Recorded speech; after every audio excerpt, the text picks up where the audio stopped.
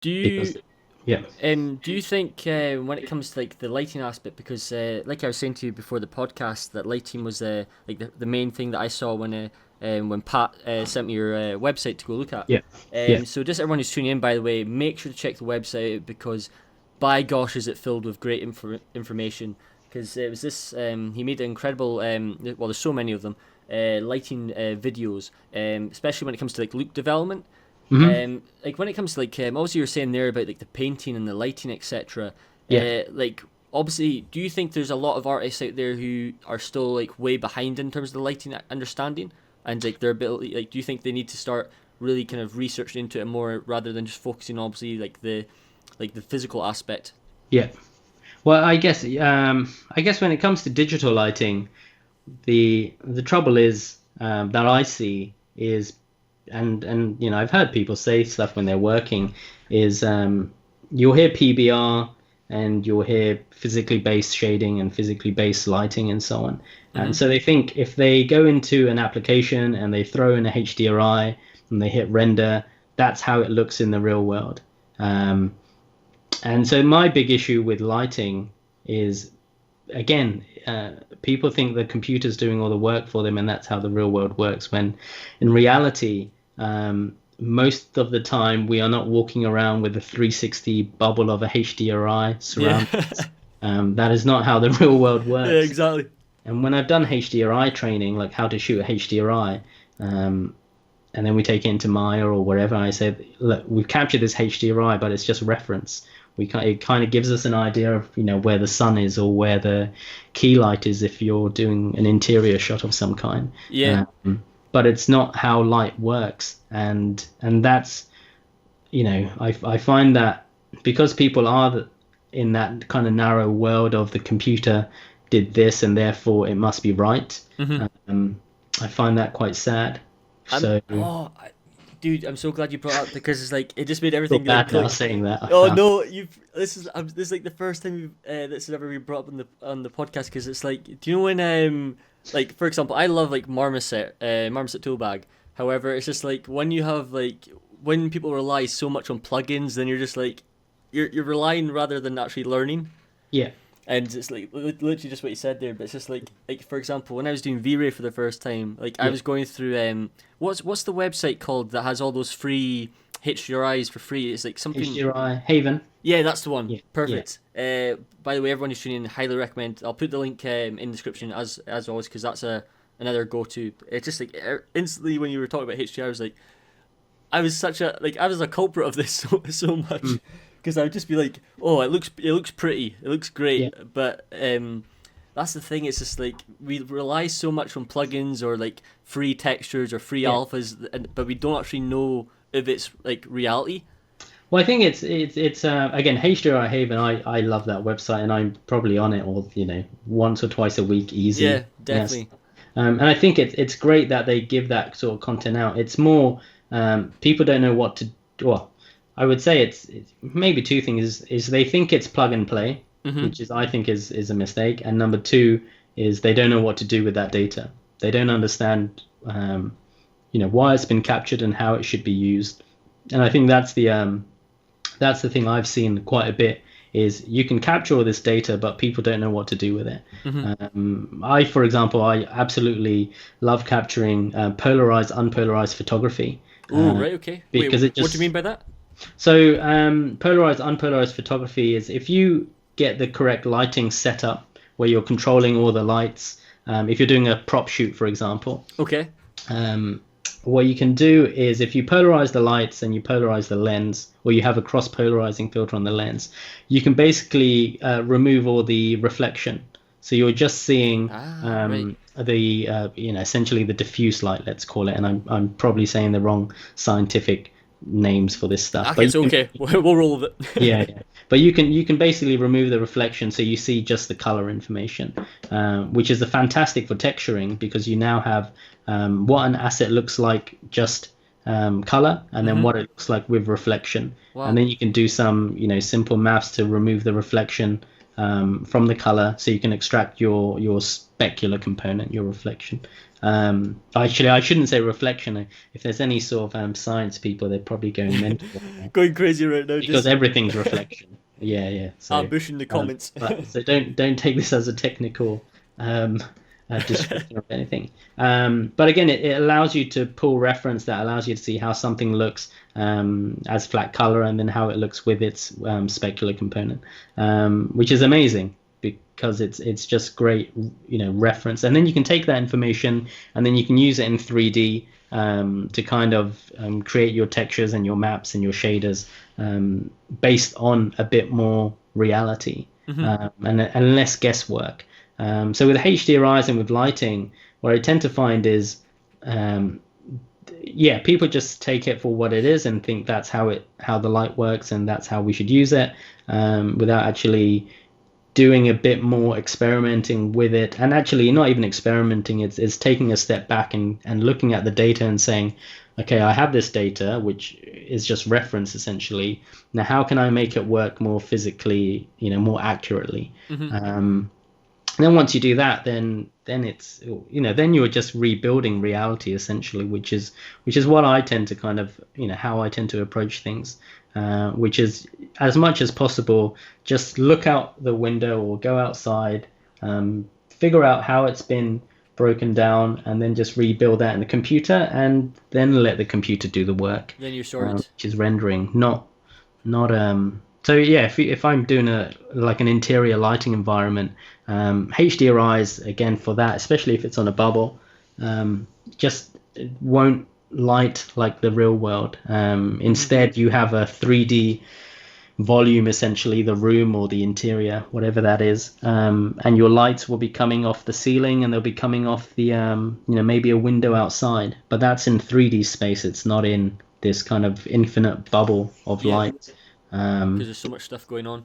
Yeah, and then there's all the, there's bounce light. Again, the computer, the thing about it is it will never really be able to simulate the real world, and that's the other thing when I hear people say, it's physically accurate and whatnot. It's like, well, how are you ever gonna fit the real world into a bunch of ones and zeros? It's, I don't think it's possible.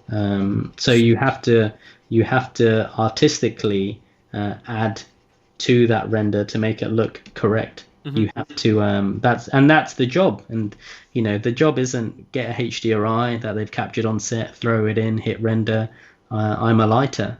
The job is actually deconstructing that lighting, that reference, which is that 360 or whatever they've captured, rebuilding it in the computer and trying to make it look make it look good, bring it all together. Make it look like the CG sits within the plate.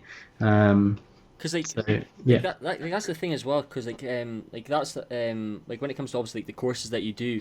Obviously I know you do lighting, you do concept art, you do environment art. There's a lot of courses that you guys do at Cave Academy. I was just wondering, could you go into a bit more depth in regards to the course itself? Obviously, talk about the courses, etc. So the way, what you're seeing online at the minute on Cave Academy, I should say, is the old website that I set up. I think it was around a year ago, because I had it was a weird one. I'd set it up around a year ago, maybe longer. Okay. And it wasn't meant to be released or anything. Actually, no. The reason I set it up, and it is the old one, it was the BBC got in touch after I changed my LinkedIn profile. Like a day later, I changed it to this my made-up title of computer animation training consultant or something like that. Right. Because I was planning to do the Cave Academy stuff, but before I'd released anything, the BBC got in touch. It was BBC in Tunisia, and they said they wanted some training. So I had to very quickly put the website together to look a bit more professional. Just so you could launch it. Well, yeah, because I thought it was someone doing a prank on me. Oh, right, okay. It turned out to be real, and yeah. The BBC flew me out to Tunisia to do some training out there. But I had to, they said send us some links. So I thought, oh God, make it look like I'm doing what I'm doing. So the real website will hopefully be released in a couple of weeks or so, maybe 2-3 weeks, late Jan, early Feb. So what we're going to have on the real website is is we'll be doing a series. Well, we'll be doing training courses, let's say, but the main kind of structure running through it will be that the courses, I would say, not all of them, but most of them will be very project focused. So instead of being just about learning tools, it will be there'll basically be a project that runs through a number of courses, and you will be doing the concept design for this project, or the model for this project, and so on. And that project they're all basically in-house projects, but they're kind of things that you'll see in kind of modern production. So the first project is like a battle between a ninja and a samurai. Oh, nice. We've got this environment that's being designed by our concept team. We've got the characters being designed. We're actually gonna have the main character, who's a female ninja. We're having a practical costume built by a costume designer.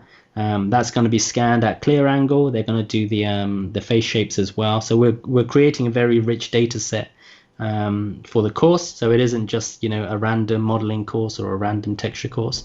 And then we'll carry that asset through the pipeline. So for this female ninja character, there'll be model, texture, look dev, groom, and so on. It is. I am aware that it's a mixture of online courses and also actually being at what's the word? I'm trying to think. Yeah, I guess the studio. Yeah, so we're hopefully end of Jan, early Feb, we'll be launching the website, which is going to have a number of online courses that will be running. Okay. And then at the same time, I still do in-person training, or a number of us do for the team. That was the word I was looking for, in person. Yeah. So the in-person training, we are just running at companies and universities and at the minute. So on site, on the client side. For example, I'm doing 5 weeks at Bournemouth University, I think. From February, I'm going to Jakarta in February as well to do a week's training and some bits and bobs in London. But then in October 2020, we'll actually have a physical space that will seat around 15 students around October 2020, and that will be in Portsmouth. So at that stage, we'll be able to run longer form training on site, on our own site, and hopefully then that will just grow from 15 in year 1 to 30 in year 2, students wise. So the aim is to build that up slowly as well. Keep branching out. Yeah. We'll see how it goes. Again, one of the things I want to do is ensure that student numbers for both online and in person are kept small. So therefore, we can give the students the time that we think they deserve, essentially. What we don't want to be doing is saying, okay, we can get 100 students, let's just have 100 students online and run the course that way, because we just won't be able to give the students the attention they deserve. And they're paying for that. I mean, that's what, if you're doing an online course, an in-person course, essentially you're paying to have someone guide you or give you a bit of attention to grow. And I don't want to do a course where I've suddenly got 30 students online, because I just know that they'll just be sitting there listening, and they won't be able to be participants. And that's an important thing for me. It's that idea of passive learning and active learning. It's the same as watching telly or anything really. And it's that connection. Yeah, and you can just be there, in body but not mind, essentially. Well, that's the thing as well, because there's so many I'm really glad that you said that throughout the podcast, because there's so many, how can I say it, courses out there, so many people saying lots of different things in regards to, there's so many people going to this course, it's great. Obviously a lot of people attending courses is a great sign of interest, etc. But you never know if it's getting taught the right way. Is it formatted in a way that, like you said, benefits the artist that's getting taught? And like you said it perfectly right at the start, is when it comes to universities, they'll be getting taught. For example, when I was in university, there was a class, say, of 66 of us. And then one teacher is teaching that.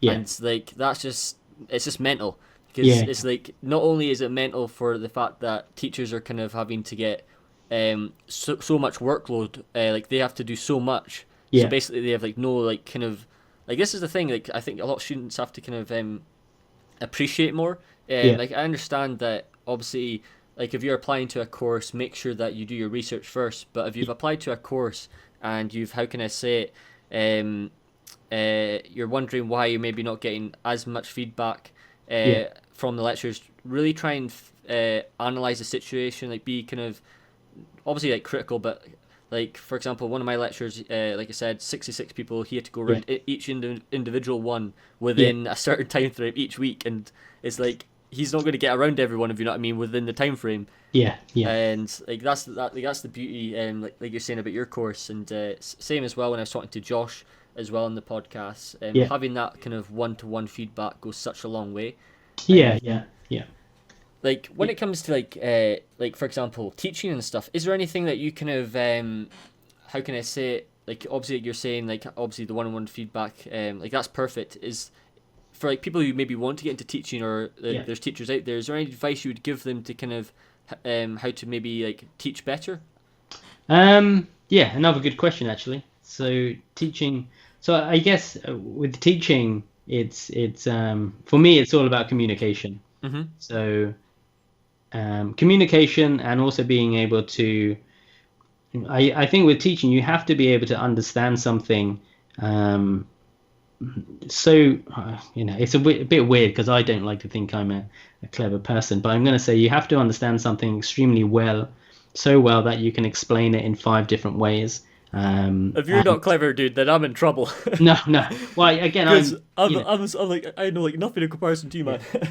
Well, it's not that. Again, it's my knowledge is more based on just doing a bit of research. Like anything that I'm doing, like for example, if I had to build a building, I wouldn't start modeling a building. I would get some books on how buildings are put together. What is the what do you call, what are the technical kind of measurements they have to follow in the real world? Like there's construction law and all of that stuff, building law, and all of that stuff that they have to follow. So it's I think when I'm doing stuff, you have to become the person in the real world who would do that real thing. So if I was building a creature, a character, let's say a lion, I would essentially have to become a zoologist, or a lion definitely keeper, if I'm doing the car stuff, you basically have to become a mechanic.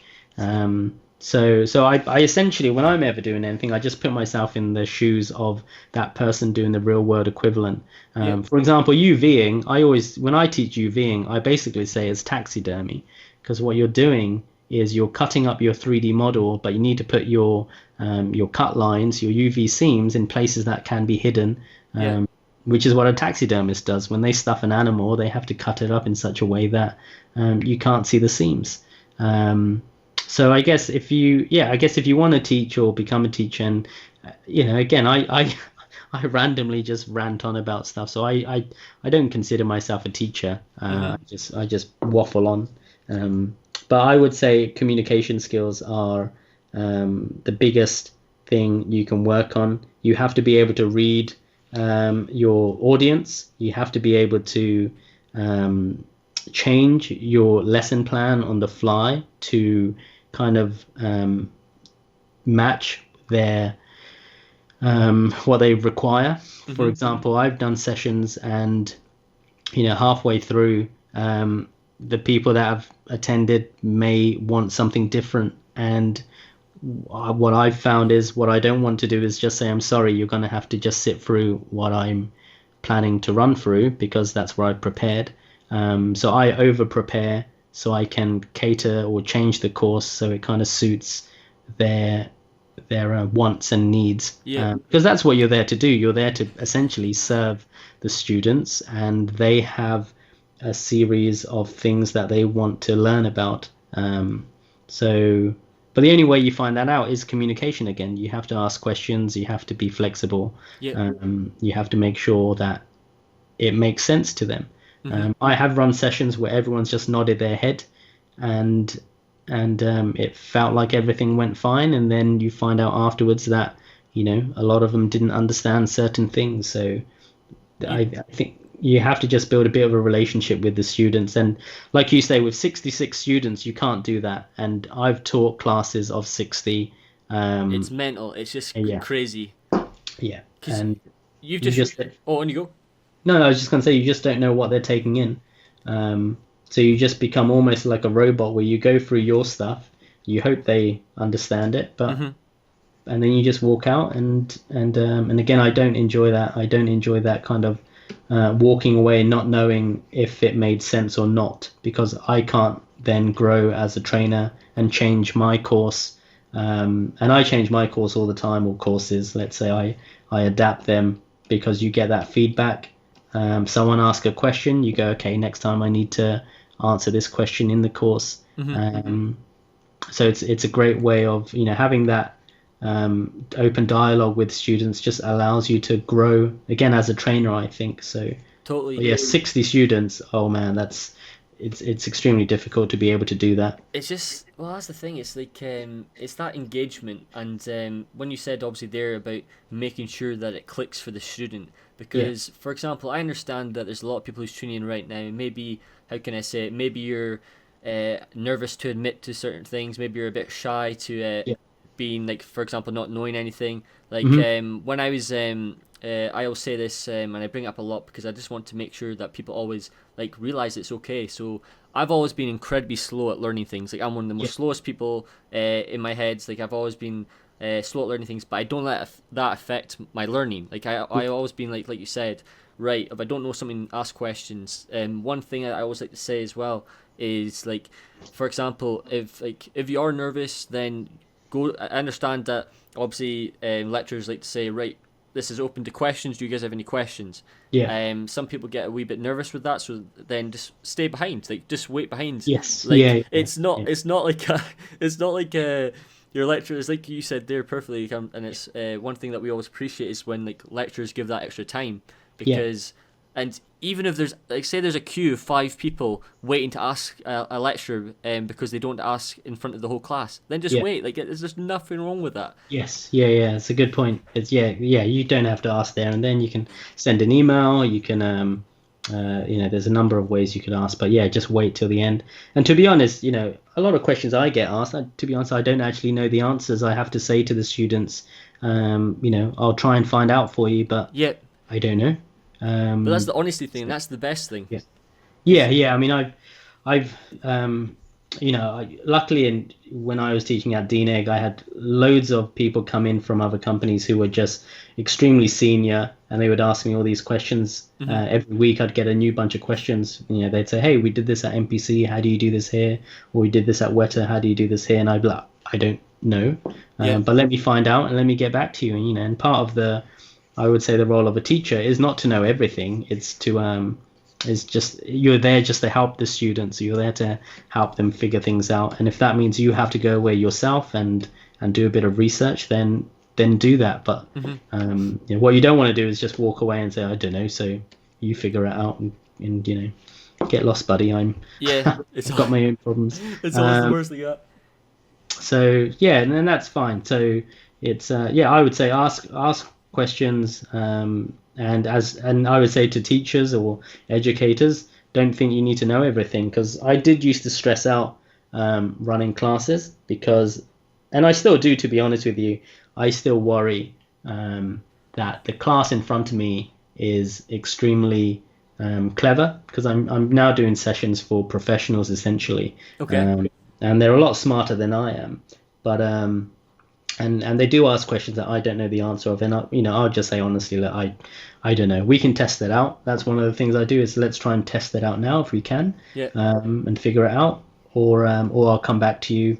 I'll ask around. I'll do a bit of research and try and figure it out. But again, you're not. I think a lot of people will be okay with you not knowing everything. Well, like that's the thing, because like when you're say you're put on the spot, like say for Yeah, example you don't know something, and like say there's a discussion that then obviously that naturally raises a discussion, and that yeah, brings a good conversation for people to kind of bounce ideas off. and that's where like the main learning takes place. Yeah. And like obviously, like for example, if you're geeking out about, I don't know, say we're talking about HDRI because that's what we've been talking about. So Yeah. say there's a lot of people wanting to get better at lighting and how to present things through look dev, etc. And then maybe the teacher doesn't know, but maybe you know something, and then everything kind of just everyone works together. And Yes. Yeah. like that's where the thing I think a lot of people have to stop putting the pressure on. Like this is why I have so much respect for teaching, because obviously it's great to have, like, say you had, I don't know, the Picasso teaching you. Obviously it's awesome having that, but you also have to realize though, it's like the more you actually commit to the class and actually get involved, because like when I was so I went to a place called Alberta in Scotland, and we'd be getting like your obviously like most classes tend to be, I don't know, you have like rows and rows of chairs, and you'll have a teacher obviously at the front, I don't know, chalkboard or computer monitor or whatever, big screen, etc. But the best things are always when people actually like the best teaching I find is when people are like, right, just put everyone in the spot. So right at the start, go like, right, what does people not know? What do people want to learn? And then people are like, oh gosh, he's asked me a question. Like, what do I do now? And like that's what I just think is like a great thing that I think needs to be kind of more kind of pushed towards in teaching. No, I think that's a good way of and then as soon as you do that, though, you have a bit of engagement, because again, the students are now active participants in the training. They are not there to just sit there and accept whatever they're told. I've actually had some great sessions where I've not known the answer, but someone else has, and they've then stepped in and said, actually, nice. I've done this and blah, blah, blah. And for me, again, that's great because it just allows me to learn something while teaching. And again, for me, that's the best thing about teaching is as much as I'm there to, share something, at the same time, I'm learning because I'm one person standing in front of maybe 20, 30 people. So therefore, they have one teacher in front of them, but I've got 20, 30 in front of me. They just don't know it at the time. Yeah. But I've been very lucky that the audiences, if they are participating, I've had people and they just literally don't say anything, and I don't get anything out of it. I don't know what they got out of it. Yeah. But when I have a class and they are all taking part and they're asking questions and they're trying things out, it's a two-way relationship that's fantastic for me and hopefully for them as well. But yeah, so going back to the original question, it all comes back to communication. Is creating that relationship and that bridge between both sides. Thank you so much for saying that, and thanks for everything that you've said on the podcast. It's been a pleasure having you on, man. No worries, thank you. So this is the thing. So when it comes to the podcast, we always do a thing called 500 seconds.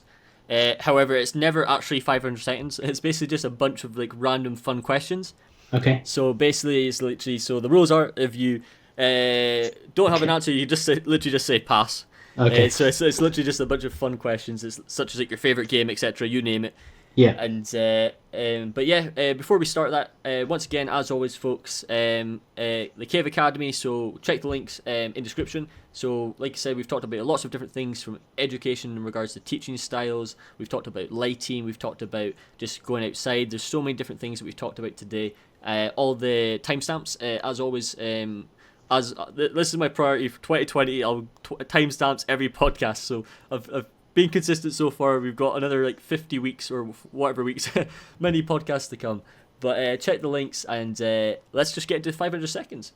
So right, so this one's an interesting one. But what's the biggest risk you've ever taken? I quit my job to start something on my own. All right, awesome. Right, okay. What was that like? Was that just like the most daunting experience ever? It still is. It still is. It now. It was one of those things of quitting a job with security, regular income, and so on, to try something that you want to try, but obviously you're a bit nervous because you're not sure about that regular income. Yeah. It's working out fine, to be honest with you, in terms of financially. I'm actually almost tripled, let's say, my original salary. Congratulations. By taking that risk. So it's I guess it's going okay so far, but I've always got that worry that I haven't got that regular income, therefore it could all disappear very quickly. Yeah. But, Because like that's the thing as well. Like I'm really glad you said that. And like when it comes to obviously like your passion and stuff, like sometimes you just have to take the leap. Like you never know. Like it's been a common occurrence for me because there's lots of changes been going on, and in terms of my mindset, in terms of what I want to pursue. Because I really love teaching as well. I really love helping and the education side of things. Like I say every time on the podcast, my goal is to build Hogwarts in Scotland. Yeah. Okay. That's my plan, and we'll get the magic going. Yeah. Well, go for it, I say. So no, thanks for saying that. Right. So the one thing I don't know how many seconds we got left. There's no rush. I call it 500 seconds, but it's never actually 500 seconds. Is when it comes to that. Yeah. I mean, I've got 4 kids and stuff, and a mortgage and whatever to pay for, so it's always a big gamble. But it was one of those things. In the job that I was in, I could have carried on doing it day in, day out, taking the money. But I knew that there are things I couldn't change where I was, and I would have to have either accepted them or basically change things. Yeah. And it was a case of I could have come home every day and moaned about the issues, which I was doing, and that was having a big impact on everything because you're moaning about stuff. Yeah. Or you just take a bit of a leap and and kind of go with your gut feeling, and hopefully you'll be a happier person because of that. So I think with jobs and work and stuff, you can kind of get into a situation where you think, this is my livelihood, and if I get rid of it, and if I change it, then it's going to be bad because of that financial security. But I mean, I'm not saying to everyone suddenly, if you want to do this, that, and the other, suddenly quit your job. I did spend a year, secretly in the background building something so I could move away from what I wasn't too happy with, let's say, in terms of my career progression, or what I thought was important in terms of education. But you don't have to lock yourself into a job, and you don't. It's not. Even now, really, although I'm doing Cave Academy at the same time, I'm kind of doing like 5 or 6 jobs. Oh wow! Now, to kind of make the whole thing work in terms of course. I do training for this company or that company and whatever. I think just take a bit of a leap if you want to. If you're happy where you are and the work is great, then obviously carry on doing that. But if you're a bit worried about going off on your own and starting something or trying something, then I don't know, what's the worst that can happen? Exactly. That's a great way to answer it, because at the end of the day, guys, you only live once. You got to keep going for it. So, is there any TV shows that you've been binging lately? Do you have a favorite TV show, or what's the TV show you've been watching? It's a stupid. Well, not stupid for me and the kids. The only thing I binge, I don't do much TV shows, Netflix and whatnot at all. To be honest with you, I watch a lot of films. But the only thing I binge with the kids, I have to say that, because it doesn't make me sound. The anticipation is The Next Step. The Next Step. Oh wait, I have to check this out. What's this? The Next Canadian kids dance show. All right, dancing is awesome. You can't go wrong with dancing. Yeah. So Next Step, perfect. It's amazing. Better than Game of Thrones. Even better. I've not seen Game of Thrones, but dude, I won't spoil anything then. No spoilers. No, I know what happens. I'm so sorry. Someone spoiled it for you. That's the worst. Oh no, it's fine. Again, I probably won't watch it, but don't spoil The Next Step for me. That's what I watch with the kids. Perfect. Right. Right. So this is the next one. What should artists invest in? Invest in yourself. There we go. It's an easy one. I think I mean, I would say I probably spend a lot of time, let's say, investing in a company, thinking the company is at the same time investing in me. But I probably spent more time investing in a company and giving them my time when I should have invested in my own time, in my own education. Yeah. So I would say, don't get kind of told that if you do something, it will be good for you because the company will look after you. I would say if you want to do something because you want to do something, then go for that. So if you want to learn how to, paint, then invest time in painting, and hopefully something good will come of that. If you want to invest time in Wing Chun, then invest time in Wing Chun, and hopefully something will come from that. So invest time in yourself, and you'll probably find good things will happen from that. Do you think there's so obviously when it comes to artists, obviously I know like there's so many different roles, like for example when you've got your sculptors, people are using like their Wacoms, etc. when it comes to like digital, so obviously investing in a good tablet, or well, it doesn't have to be necessarily a good tablet, but just something that like even just a bamboo, like we were talking with Dan in the last episode. But is there any kind of like things that like maybe tools or devices that you think is like a necessity for artists? Pen and pencil. Perfect. And a notebook, because you can take that anywhere. You could be on the train, stuck on a bus. There's no reason why you can't keep learning and growing on a bus. I would, a Wacom is useful, but it's not an essential. If you still struggle to put down a circle on paper, then the Wacom, well, I mean, you could use a Photoshop to make a circle for you, but if you're setting or something, being able to do it by hand is going to be even better, crucial. So the thing to invest in is paper and pencil, and then you can, again, the skills you're learning are hopefully transferable. That's the thing. So as long as, and again, if you don't have the eye for something, if you don't understand about the the shoulders are gonna go in a contrasting position to the hips or something, or the line of action and stuff like that. If you don't have that on paper, then it doesn't matter what technology you pick up. You're not going to be able to put it down in a computer either. So if I had to say to someone, what should they invest in, it's pen and paper. Pen and paper.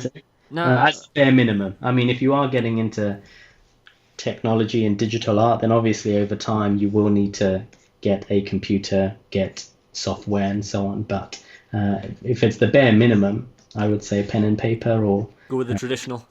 Yeah, because it's still, again, there's a very physical element of doing something with paper or with clay and a pencil that, for me, in terms of learning, creates that kind of muscle memory, which you don't get so much with a mouse and moving points around.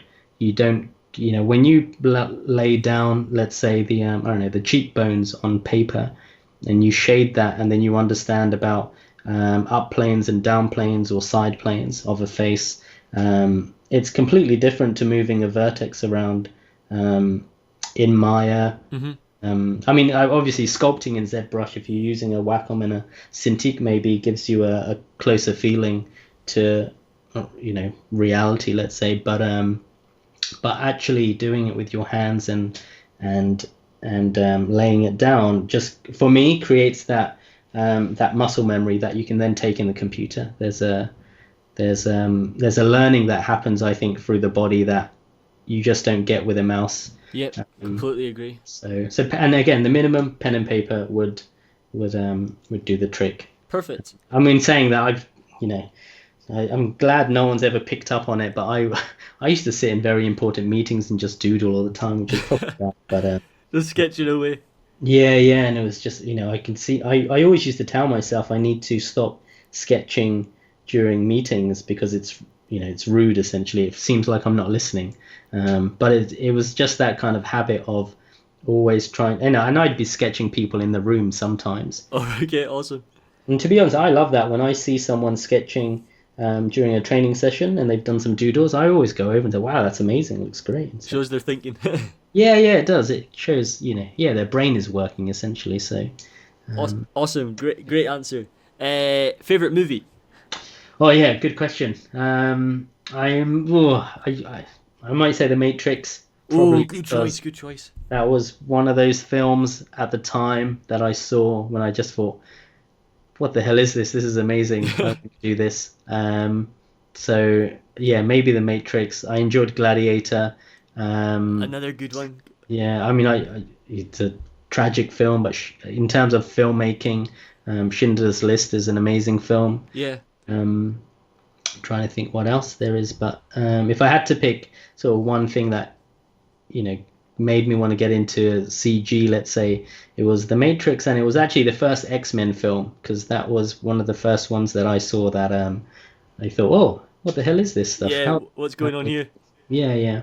Jurassic Park, again, another classic growing up. Actually, if I had to go back, I would say The Jungle Book, animated. Right, yeah.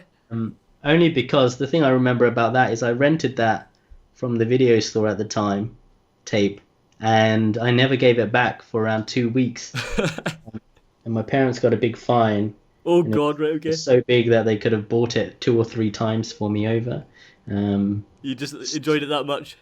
Well, I enjoyed it, and I kept freeze framing it and then drawing over the telly with a piece of paper to see what was happening. And I think that was one of the films where I really started to look at animation and go, what, how are they doing this? It doesn't, it didn't make sense to me. This paper that they've drawn, and then there's another image, and they're making it move. It was just amazing. So, and that was one of the first films, where I did just go frame by frame and just draw, put the paper on the telly and draw it, and then take the paper off and then stack them up and go, holy crap, this stuff is moving. Yeah, so, that's it. Yeah.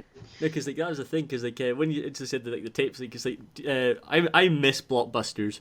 Yeah, blockbusters. Oh my gosh, those were the days. We need blockbusters back. I actually think I might be completely wrong. I'm sure I've seen blockbusters still open, some vlog or something. I was watching a vlog on YouTube or something. I was I thought they went bankrupt. But no, I think in the US there's one left or something. Because it was so good. Like you said about going back getting the tapes. Like you said.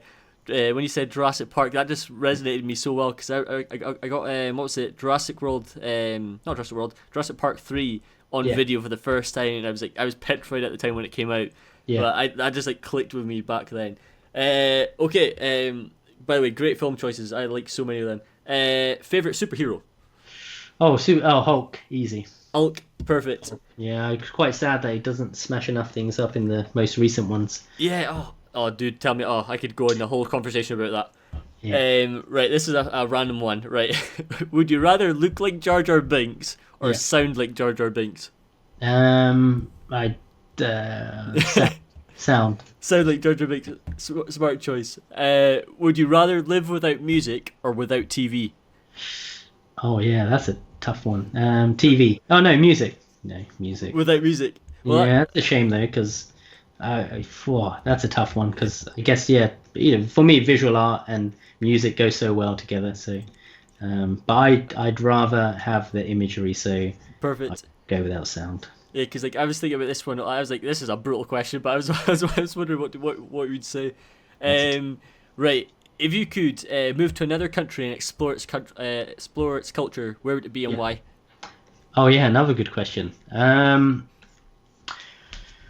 Where would I go? Where do I want to go? So you'd also have to live there as well. That's your new country. We'll go with that as well. Okay. I'd go to the Amazon. Oh, right, interesting. Yeah. So I think there's people and animals and creatures, so it's got a bit of everything. Yeah. Good choice. Comedies or action movies? Action movies. Action movies. Yeah. Right. So we've got 3 more questions. Would you rather go deep sea diving or skydiving? Skydiving. Oh, why skydiving? I think I like the falling aspect. Okay. I've been skydiving. Have you? Wait, what? Yeah. Awesome. How was it? Yeah, it was great. Again, I just kind of love the free falling aspect of things. The adrenaline. And I just kind of like the view from above. Definitely. I'd like to go deep sea diving, but I think the kind of speed in which you can just fall, great. Good choice. Right. Would you rather win the lottery or live twice as long? Oh, I think I'd live for a bit longer. Yeah, I was thinking about this one as well. I would say the twice as long as well, because my thoughts of this, I was trying to cheat it, so I was like, well, you could have more time to win the lottery again, Yeah. or like try and make more of a career. Yeah. So that, yeah, I think I'd go for the living aspect. Perfect. Right, this is the last one. This one's kind of like a personal favorite. Well, kind of like everyone kind of knows the answer for me, but there's no harm. So, would you rather live in Narnia or go to Yeah. the school of Hogwarts? Oh, I'd go to Narnia, I think. I mean, nothing against Hogwarts. I think you want your Hogwarts. That's Uh, cool. So, but I think why I was, Narnia? yeah, only thing I think I was a bigger Narnia fan than Hogwarts. But again, Hogwarts, great. If I had to learn somewhere, I'd go there. Yeah. Had to live somewhere, I'd go to Narnia. Well, like that's the thing. So I'm not sure if it's still true. So this is the one thing I've been like waiting so much on. So there was this, there was like a series of spams of articles that Netflix put out, and then other advertising companies, etc., news articles put out saying that Netflix bought the rights for Narnia for the remake. And Okay. I've not heard of anything happen yet since. It's been like a year since, but I really hope they remake the series because Yeah, that'd be good. it was just such an awesome series as a kid. It was like Narnia, what's it called? Pirates of the Caribbean, Yeah. Lord of the Rings, like Harry Potter, all these things around the same time, just kicking Yes. off. Yeah. But Yeah, oh, Narnia didn't do so well though. Well, if you're talking about the most recent films, yeah. but the I haven't seen the updated Golden Compass because that was a great series of books as well. Oh, that is amazing.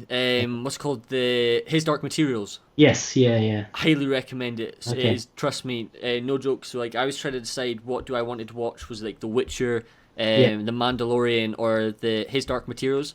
If Yeah. I were you, I would say I know there's gonna be a lot of discussion in the chat, but personally, His Dark Materials is the best out of the three. Okay, That's cool. what I would say.